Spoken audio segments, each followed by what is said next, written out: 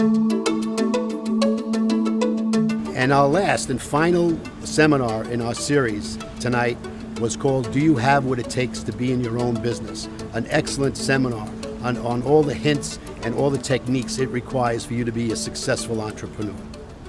But what I'm going to try to talk about now for the next 40 minutes or so is do you have what it takes to really run your own business, to own your own business?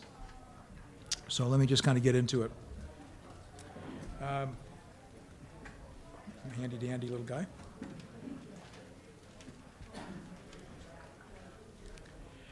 Okay, let me just talk a little bit about SCORE. Actually, you've heard us talk about it earlier, but this actually should have been on the very first session so that everyone kind of knows who we are.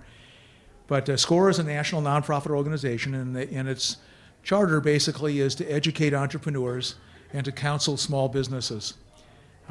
We're a resource partner of the SBA, the Small Business Administration, and what that means is we're basically associated with them along with a number of other resource partners, and our charter basically is to help businesses get started and to help them grow and to be healthy.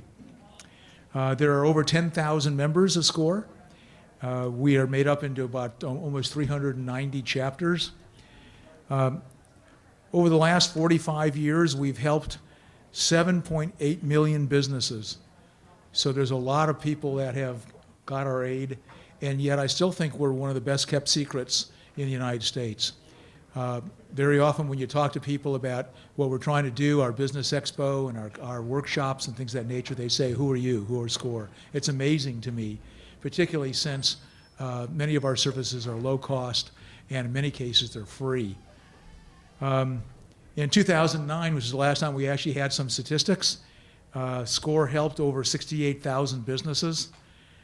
We mentored over 180,000 businesses. And in 2009, those businesses grossed about $38 billion. So we've helped new business startups and existing businesses. And because of SCORE's help, those businesses that we helped increased their annual sales to $54 billion, which was a 43% increase. So I think it's good to kind of know that what type of success stories we've had and the type of expertise that we bring to the table. SCORE Ventura, that's us. That's who sponsored this day today. We're made up of 42 members. What SCORE stands for basically is Service Corps of Retired Executives. But what we really are is basically a number of volunteers. We don't get paid for this. We do this because we want to give back. And most of us, I think all of us, have had some experience in business and can help you out in some one way or another. If we look at everybody that's within our chapter, they probably have well over 600 years of combined business experience in almost every facet, every phase of business. What we do, well, you've heard a lot about this, and you've heard me mention it 2 or 3 times. SCORE provides free, did I mention free? Free counseling, mentoring, and advice, and to both existing businesses and new startup ventures. That free advice is done on a one-to-one basis, and it's face-to-face or online. You can actually make an appointment with one of our secretaries or go online to get a hold of us and make an appointment and talk to a mentor. The way it works is the first time you talk to one of our mentors, it's his obligation to kind of, excuse the expression, size you up, figure out what you need, and then either take care of it himself, because we have a lot of generalists that know a lot in general business, or turn you over to one of our experts. And we have attorneys and accountants and CPAs and insurance people and some experts in almost every facet of it. We have a very, very strong code of ethics that we sign, so everything is very confidential. We can't use it in any way, so you can trust us. You don't have to worry about protecting whatever idea or whatever you're doing. We hold our counseling sessions in all of these different chambers. It's actually all the chambers in Ventura County. So Oxnard, Ventura, Thousand Oaks, Moore Park, Malibu, which isn't in Ventura County, but it's actually in our side, Westlake Village, Camarillo, and Simi Valley. So we're all over, almost close to your homes, anywhere you want to go. You've probably talked to a number of our counselors. They've been out in the foyer there. We basically have separated them by table out there, so if you want to talk to anyone in any particular area, you can find out what topic they cover. We have people that are involved in web design and online expertise. We have marketing people and sales strategists. We have accountants. We have financial planners, attorneys. We have business management generalists. We have people who actually can help you do business with the government, which is kind of something everyone says, oh my gosh, do business, what do you mean? That I'm too small to do business with the government. But people don't realize how much business there's out there and how many businesses that are close by. We have a huge Navy base, and they are a big, big customer and can use any kinds of things, everything from people who are gardeners to plumbers to people who are selling goods. So doing business with the government is really an amazing opening for people to actually take. You met some of our bankers that are with us and our small business people in the government agencies. One of the things I just wanted to point out is that everybody here got a folder, and that folder looks like this.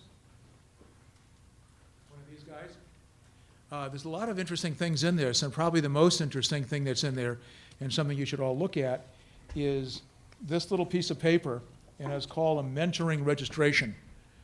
And basically, it's an opportunity for you to fill out this. It's very easy. Just put your name and your email address, and maybe just circle where you want to meet. And one of our counselors will call you, and we'll set up a free counseling session with you at one of the locations. So I suggest that you take advantage of that. You can just fill this out tonight, today, and put it into or give it to one of our counselors outside, and we'll probably call you.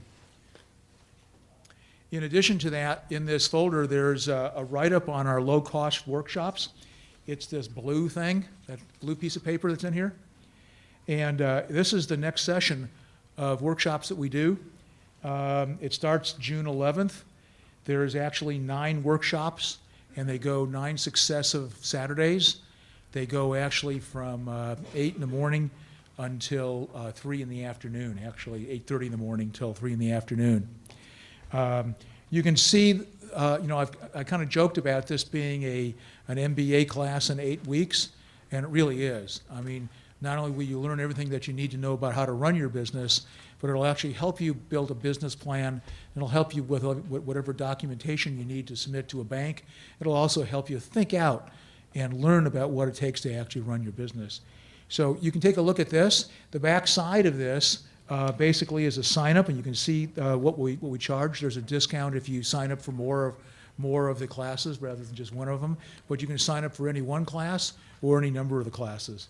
So once again, it starts June 11th, and I would suggest those of you who are interested in learning more about your business, take advantage of these classes. This is the list of all these workshops. Let me just tell you, the first one is on how to start a business. There's two workshops on your marketing plan, on your sales strategy. There's a workshop on understanding finances, which is really the language of business, and how to do your cash management and how to do your forecasting. There's another one that's building your business plan, which is done in 2 parts. The first part basically gives you some theory, and the second part actually gets you to actually write your business plan, to actually do the things you need. So you can see what happens in this process. You start your business, you go through 2 classes of learning about sales strategy and marketing, which feed into your business plan. You'll learn about the finances and cash managing and forecasting, which also goes into your business plan. And then with those pieces, you basically build your business plan. And then the 5th workshop is how to grow your business and how to manage your business. And then the last 2 workshops are things that are certainly very timely and important to everyone here today, and that's the internet. We take a little different slant on how to teach the internet. We don't actually teach you how to write write your website, but we teach you all the pieces, some of the things that Jim did earlier today about how to use the different tools that are available. And then the second part of it, which is probably the strongest part of the internet design, talks about e-marketing, how to use your internet to actually build your business. and so much of the business of today is actually done over the internet. So those two workshops are hot, and really, really very good ones, and they usually fill up fast. So if you're interested in learning any of that stuff, I would suggest you sign up, very, very soon. Okay, enough of my sales pitch. Let's talk a little bit about business, small business. What do we know about small business? Well, minorities own over 4 million firms.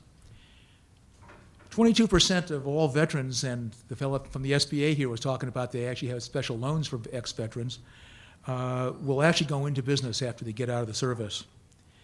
52% of all businesses, over half of the businesses that are being created today are home-based businesses. They don't have a storefront, they don't have a factory, they don't do anything, they're basically out of their home, which is really quite interesting. And one of the other interesting statistics that are here is that franchises are down.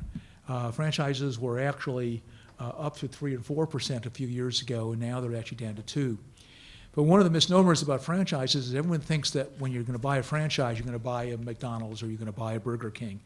The truth of the matter is most of the new franchises that are being sold today, and the most successful ones, are all in the healthcare business.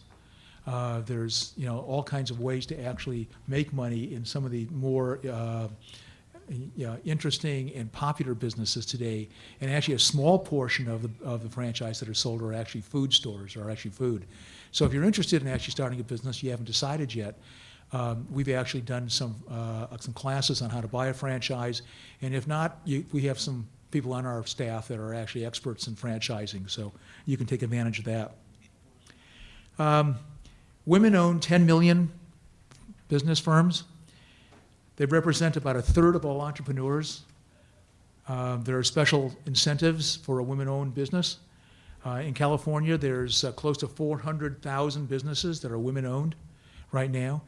And women actually get some very preferential treatment on loans, and they also get some very preferential treatment on getting contracts, particularly from the government. So if you're going to go into business, put it in your wife's name.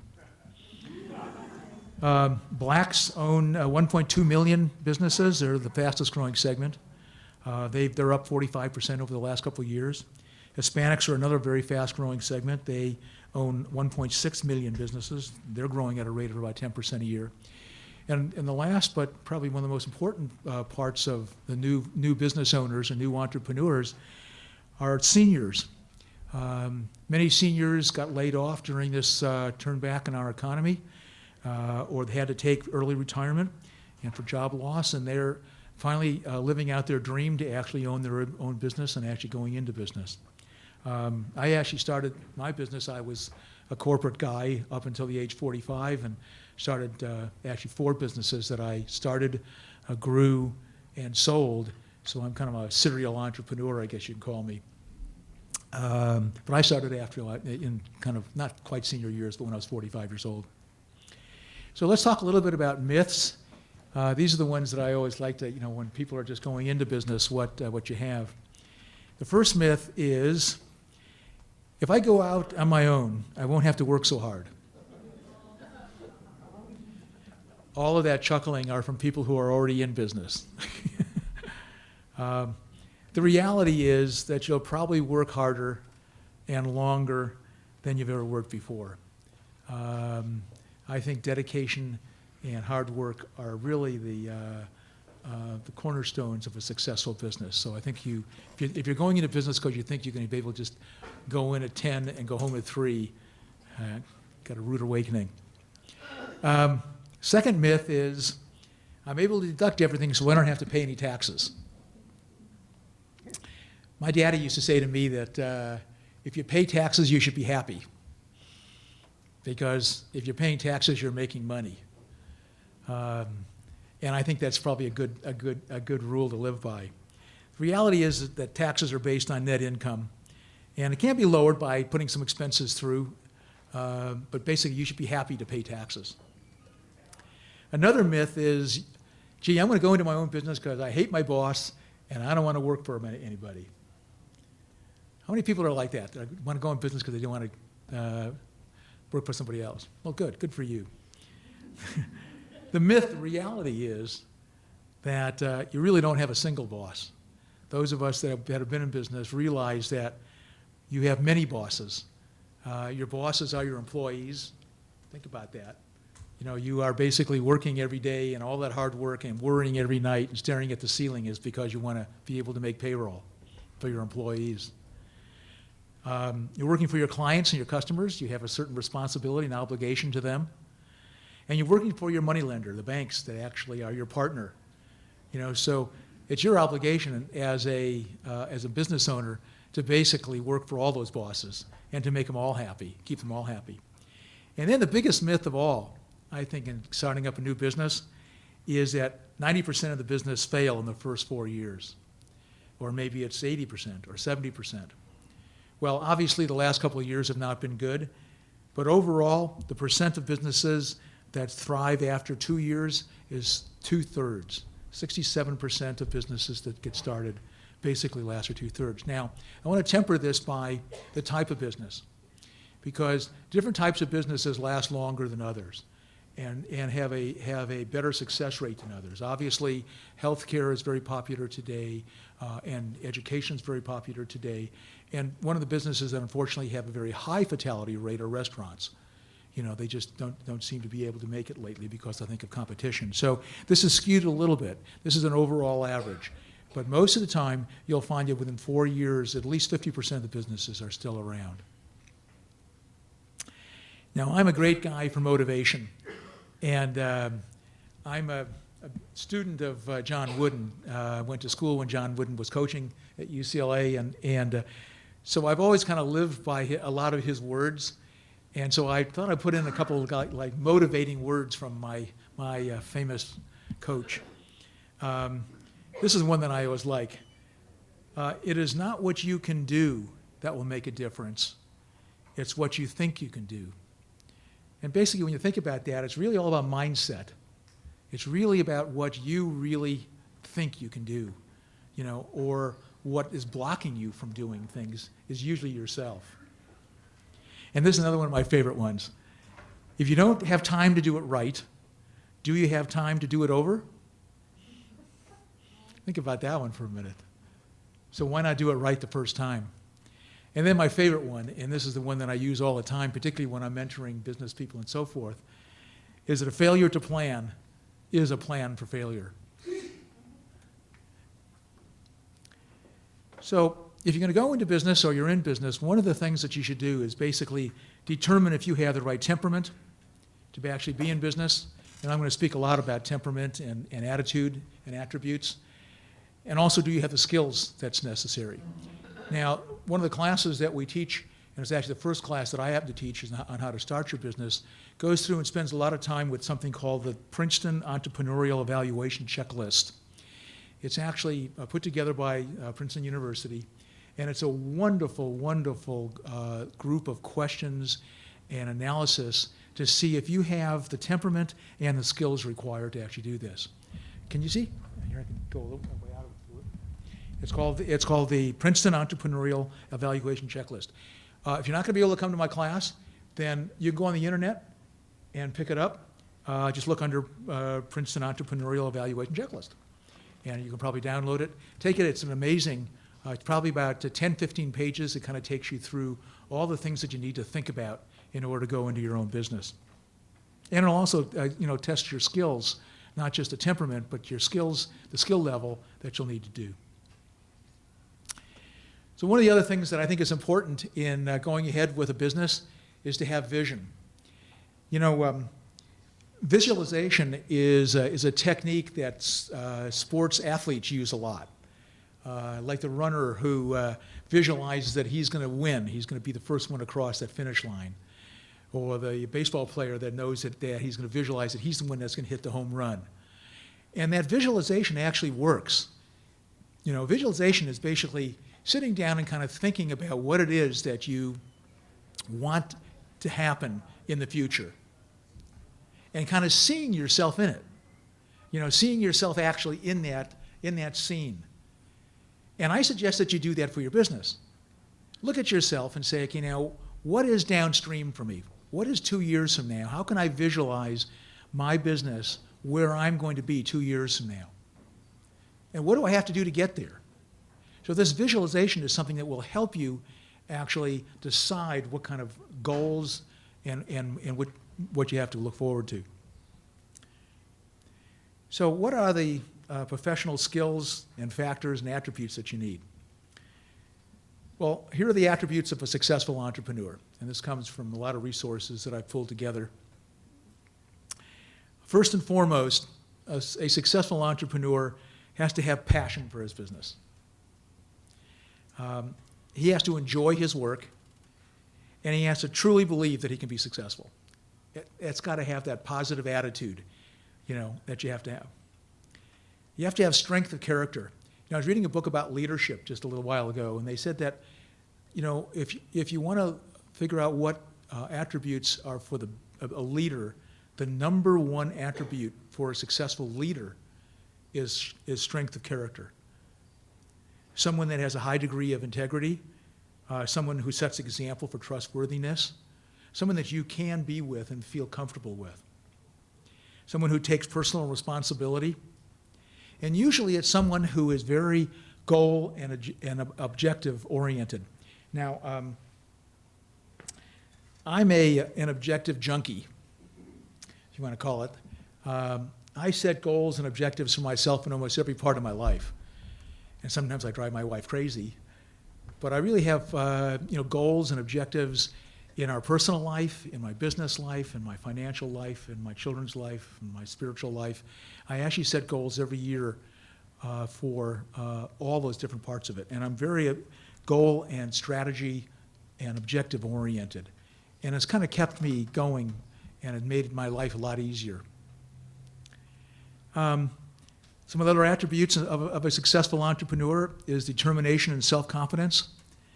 I think a successful entrepreneur should have faith in himself, should believe in himself, should believe in his own judgment. And self-confidence, is very contagious. All of you, I'm sure, have been with people that are just very self-confident, and when you're around them, you can't help but feel self-confident yourself. You just kind of rubs off on you. And so your staff and your people around you will actually feel that way too. Usually they're very single-minded. Once again, doing everything towards whatever their objectives are. They're focused. They're persistent. They make timely decisions. That's so important. Procrastination could actually be very expensive. I remember one time I had a situation where I had an opportunity to actually buy one of my competition. And I thought to myself, gee, why should I do that? They do the same thing I do. They're in the same market I'm in. They have the same kind of products that I do.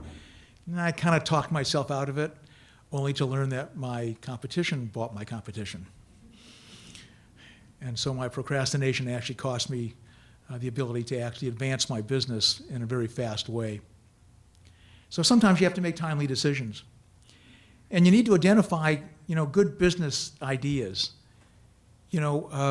Sometimes you have a focus on doing it one way, and then another door opens up, and an opportunity kind of lets you look into it. And you say to yourself, gee,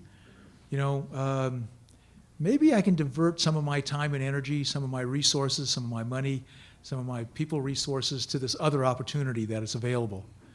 And so identifying, a good business idea is certainly something that a successful entrepreneur has. You should be intuitive. You should kind of just feel what it goes. And one of the things that I've seen with really successful entrepreneurs is they really keep their ego under control. The really successful ones aren't driving around in the real expensive cars and aren't always saying that I'm right. They actually encourage people around them, and they encourage criticism because they learn from it and they get from it. They don't always think that they're right, and usually that's a way to be successful, a recipe for success. Successful entrepreneurs should have personnel and business skills. Let's face it. No matter what kind of business you're in, even if it's an internet business, you have to have personnel. You have to have personal skills, or people skills.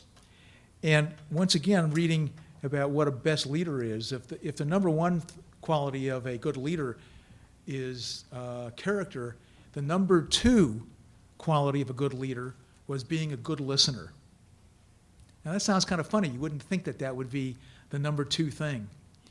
Once again, my dad, who was great with quotes all the time, said to me, God gave you 2 ears and 1 mouth, so you should listen twice as much as you talk. And I think that's really good. You'll learn a lot by listening. That goes for in every facet of your business. When you're talking to customers, if you listen to what they want or what they need, you can sell them something.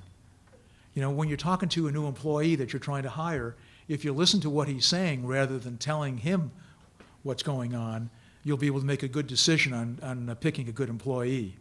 So listening is certainly a skill that is something you should cultivate and try to grow. You should be a good motivator, obviously.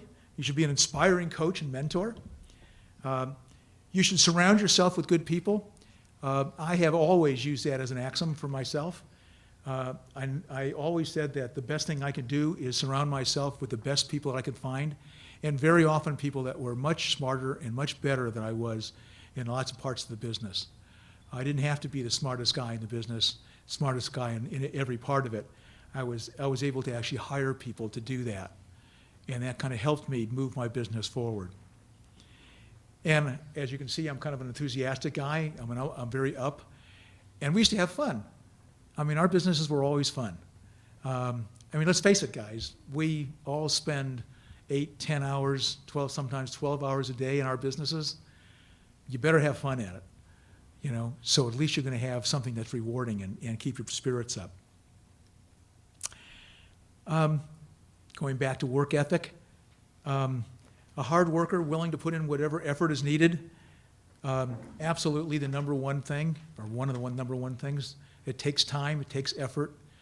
My business, when I started it, the last business I had, I was lucky enough to have my wife and my son actually as partners in my business. And so at about 5 o'clock, when everyone would run out the door, and I used to say, don't stand by the door because you'll get run over at 5 o'clock. And then we'd go back to our offices and kind of clean up our desk a little bit, and the 3 of us would go out to dinner. And at dinner, we'd say, well, what do you want to do? You want to go home? And invariably, we'd say, no, let's go back to the office. Because it was quiet. We were able to get things done. The phones weren't ringing. We weren't harassed by other employees asking us questions. And it was a way for us to get stuff done. So put in the hours. And all that hard work basically worked for us because our employees kind of felt that energy. And they kind of followed our lead. I was very well organized, which was one of the things that I pride myself on.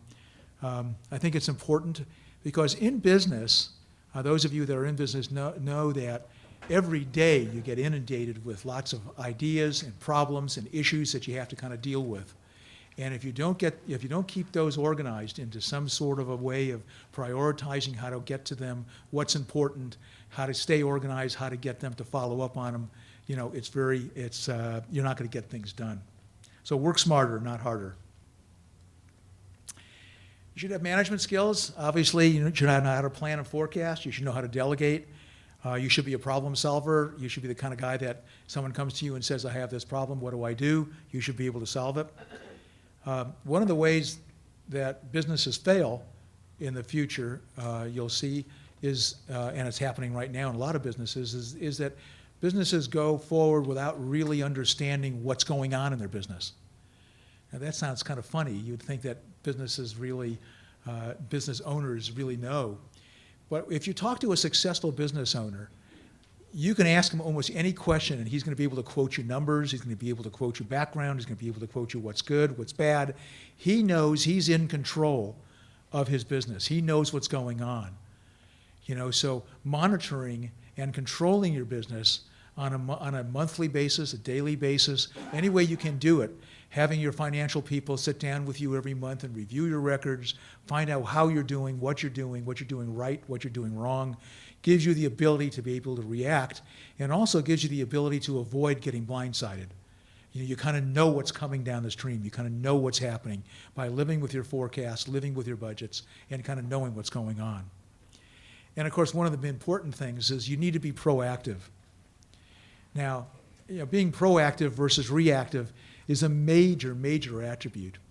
I counseled one guy, came to into my office at SCORE and said, gee, I don't understand what's going on.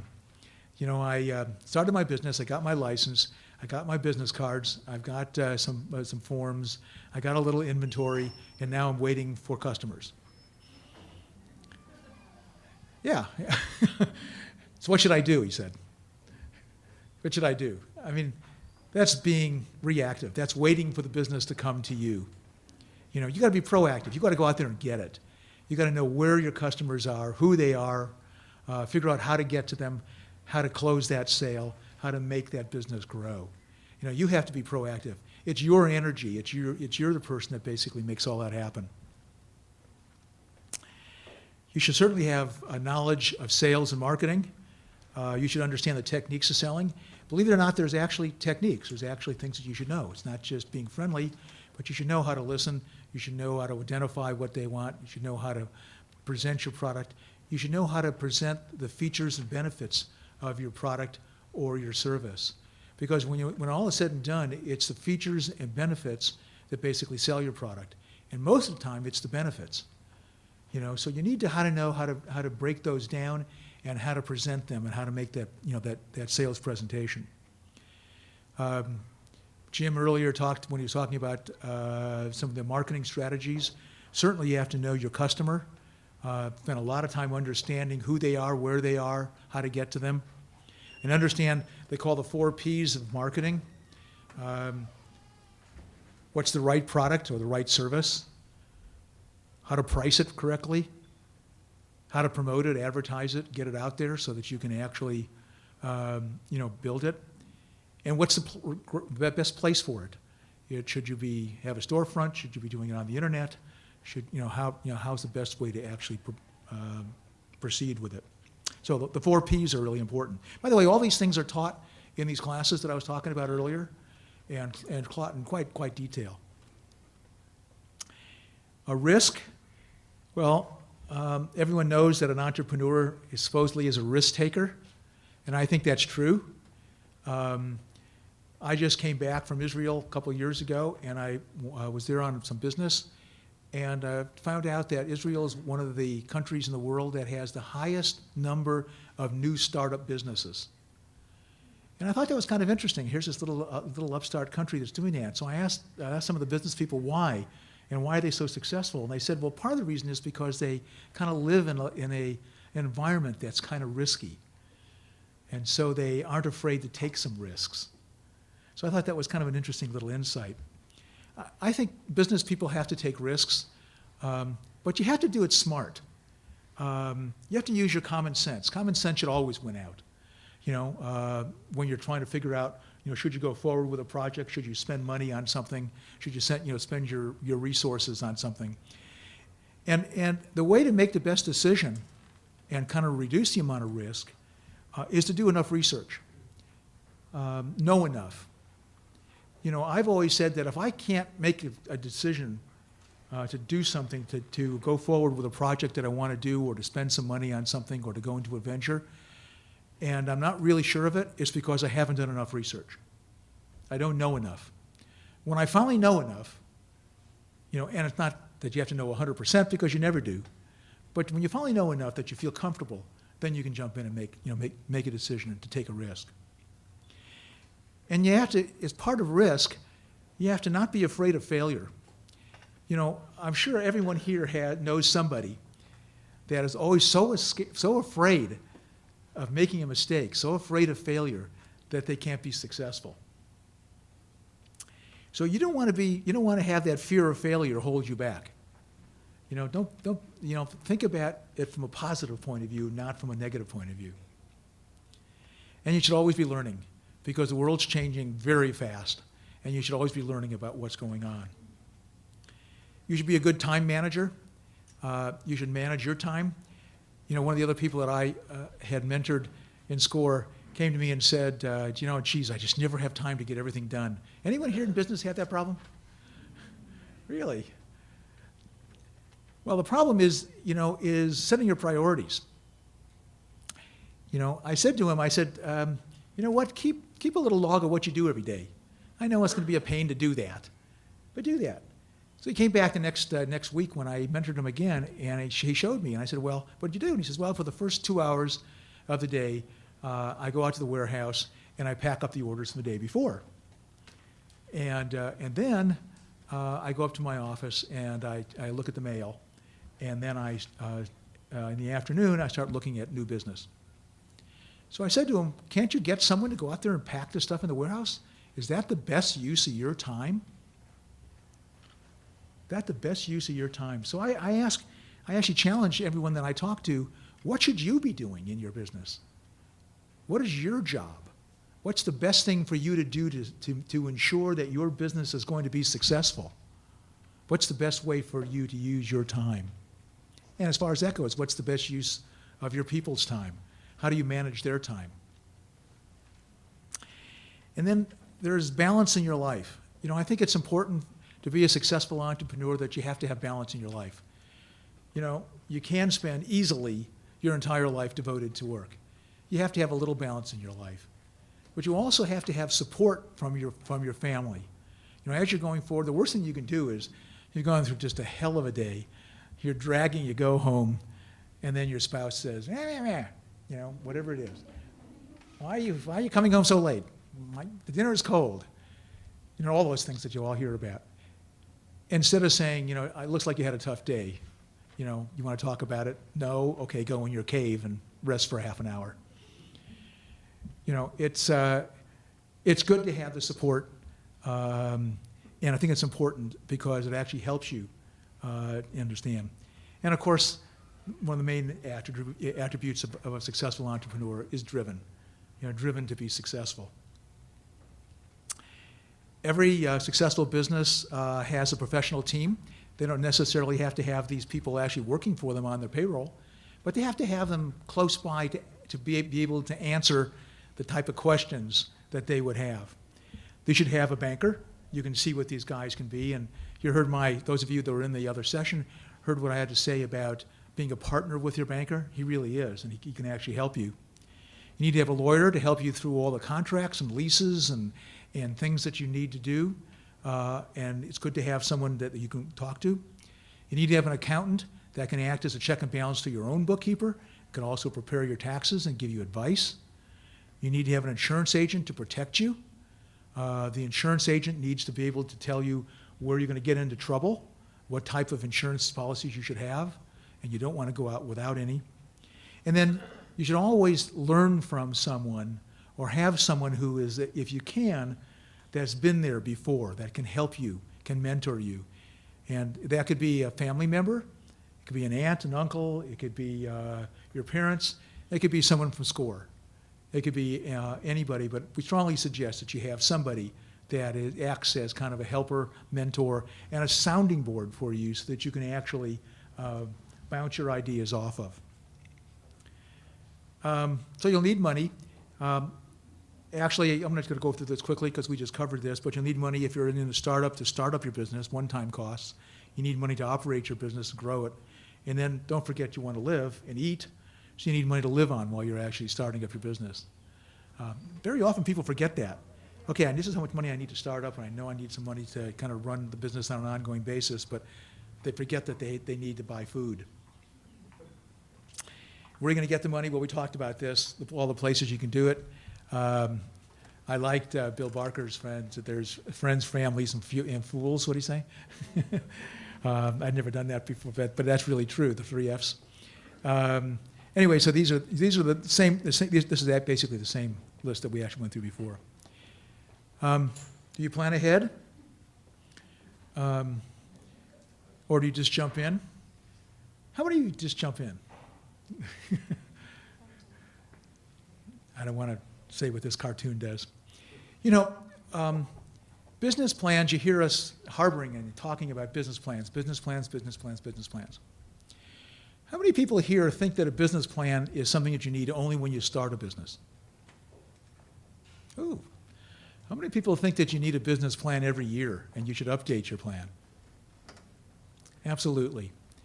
Most successful businesses are businesses that have a business plan that they review every year, see how they did against their goals and against their strategies and against their objectives, and then sit down and build a business plan for the next year and figure out how they're going to go through the next year, how they're going to grow their business, what are the pieces of the business that they have to grow, what do they have to do to basically make that all happen. So it's absolutely important. To me, you know, I'm not one of these people who advocate that it has to be a big shiny book that you look at all the time. As far as I'm concerned, your business plan could be in the back of an envelope, because it's really the process that's the most important part of a business plan. It's the time you take to think out what's going on. What are you doing with your business? Where are you in the business? You know, and what do you want to try to accomplish next? It forces you to do all the little detailed plans and all the little detailed strategies to kind of do it. There's my saying again that a failure to plan is a plan for failure, and I really believe that. So another one of my famous quotes that I always like to give to people is Warren Buffett's. Pretty successful guy, second richest people in the world. He has a couple that I like to quote. Rule number 1 is never lose money. Rule number 2, never forget rule number 1. Another one of his great quotes is, the best investment that you can make is an investment in yourself. Boy, that can't be more true. You know, the best investment and the best way that you can almost ensure that your business is going to be successful is to continue to learn, continue to invest in yourself. And risk comes from not knowing what you're doing. Risk is coming from not knowing what you're doing. So how do you reduce risk? You know, you don't want to just go out and... Well, the best way to reduce risk is to have hands-on experience. If you're in a startup type of situation where you're going to start up your business, I recommend, and most of the people that are other mentors like me, recommend that you get some experience in that, in that industry. If you want to go into a business, go to work for that in that industry first, and spend a little time in that industry, because you kind of know the little nuances that make the difference, how it functions, how it flows, how the customers respond to you. So have industry or knowledge about the product or the service that you're basically going to do. That's one way to reduce your risk. Another way is to actually get some experience in management, because when you're running your own business, you are the guy. You're the last guy. The buck stops there. You know, you need to basically know how to manage people, how to motivate people, how to control people, and how to get things done. Another way to reduce risk is to have a good business plan and a strategy. Business plan is just one piece of the puzzle. You can just say next month, next year, 2 years from now, 3 years from now, I want to do this, I want to do that. But if you haven't thought out the tasks, the steps that it's going to take you to get there, it's called strategic planning. If you haven't done the strategic planning, you probably won't accomplish your goals. You probably won't accomplish your plan, your business plan. So take the time to actually, think about how to achieve it, how to achieve your goals, and how to make that business plan work. You can take courses. There's lots of courses around. If you want to learn more, a lot of the night schools provide classes, business classes. There's lots of great books to read. When I was doing a lot of the research for these seminars that I do, I went to the library and I was blown away by what's out there, of what you could learn by just going to the library and just checking out books, or going to any of the bookstores and buying some books. Or you go to SCORE. We have these wonderful classes that we teach. And once again, I give a pitch for mentoring and having a consultant, a counselor with you. So now what? Well, you have 3 choices. You can defer your decision about going into business until, at least for now, until you know more, feel more comfortable about it. You can be well prepared. You can move ahead with your plans and sign up for the SCORE workshops. Another pitch. You can sign up for the free, one more pitch, one-on-one counseling from SCORE. So in summary, if you're an employee and you're working for somebody else, you can make a decent living. I did when I was working for somebody else. And I had a pretty good quality of life. But you're never really going to achieve real independence. And if you really want to acquire some wealth, you're probably never going to really do that unless you go into your own business. When you look around at the people who are the wealthiest people in the world, the people that are most successful in the world, most of them were people who came from running their own business. You know, obviously there's the big executives that are the CEOs of big banks and so forth, but that's a very small number. But when you look at all the other successful people in the world, success being monetarily success, it's going to be through people who actually run their own business. So another one of my favorite people to quote is Peter Drucker, who is, I don't know if you know who he is, but he wrote most of the famous business books. And his famous quote is that the best way to predict the future is for you to create it. So are you ready to create the future? Do you want to live your dream? Do you have what it takes to own your own business? Thank you very much.